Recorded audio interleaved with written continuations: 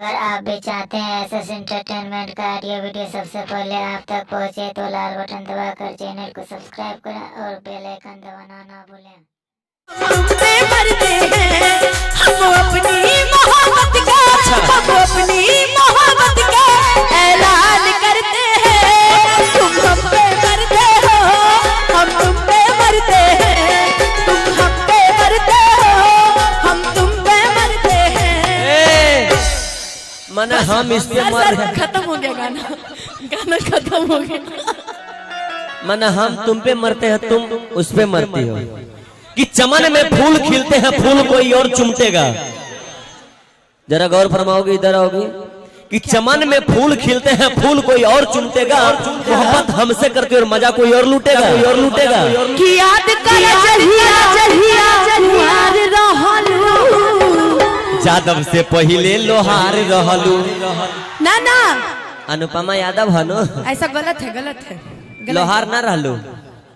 लोहार में हूँ। तारा शादी होई नु तो हम डीजे बजावे के जाए और तभी हम यह गाना बजाए कि याद कर जहिया कुमार रहलू। होके वाला से पहले हमार रहलू। हाँ देख लो ये भाई हमारे। भैया क्या बोले? आप सुने नहीं? नहीं भैया एक बार फिर से बोलिए। नहीं कमजोर है ना, इसलिए तो लड़की कमजोर होती ही है।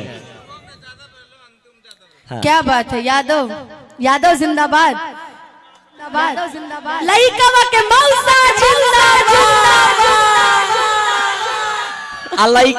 लइका के मौसी जिंदाबाद ना। आई भतीजवा के मौसी जिंदाबाद ना होई का। अच्छा एक बात बता ना, तारा घरे छोट बहन हो तार का? नहीं मैं अभी मेरे पास नहीं, बहन वहन नहीं है मेरे पास। आप सिंगल है? हाँ जो भी है मेरे लिए टोपी वाले भैया हैं, भाई हैं, बहन है, कुछ भी है। ये टोपी वाले भाई है? अच्छा भाई, अच्छा सॉरी भाई है। ये टोपी वाले भाई हैं आप इसके? नहीं है ना? देख लीजिए, झूठ नहीं बोलने का। कि पलट कर देख जालिम तमन्ना हम भी रखते हैं। कि पलट कर देख जालिम, हम भी रखते हैं, रखते हैं, रखते हैं। अगर तुम हुस्न रखती हो तो जवानी हम भी रखते हैं। ये हमारे भाई लोग का कहना है। सर सर एक बार शायरी हम बोलेंगे। हाँ एकदम सर, आइए ना। पलट के देख जाने मन, जोश हम भी रखते हैं। क्या बात है सर। तुम ऊ रखती हो तो हम भी ऊ रखते हैं। सर सर आपके लिए एक चीज बोलूं? कहिए ना। कि तुम सा कोई प्यारा कोई मासूम नहीं है। क्या चीज हो तुम खुद तुम्हें मालूम नहीं है।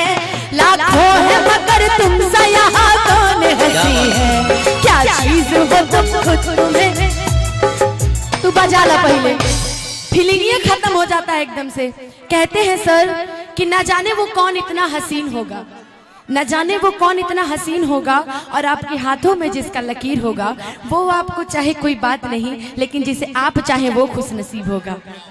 ये गलत बात है। अड्डा आ जाता है। मच्छर लड़की को पाप होगा। नहीं हम हैं तो उस बीच में क्यों घुस रहे हैं?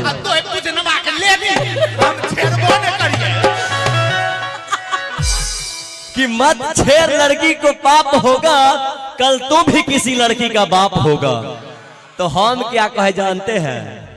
इसका कहना है कि मत छेड़ लड़की को पाप होगा और कल तू भी किसी लड़की का बाप होगा। हम बोले कि भगवान कहे तेरा कहना सच्चा हो, भगवान कहे कि तेरा कहना सच्चा हो और जो हमको बाप कहे वो हम दोनों का ही बच्चा हो।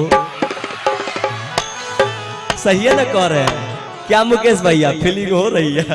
हमारे मुकेश भैया कैमरे में सारा फीलिंग ले रहे हैं। जैसे मुझे शायरी नहीं आती तो मैं अपनी जितनी भड़ास है सब गाने पे उतारू। कैसे?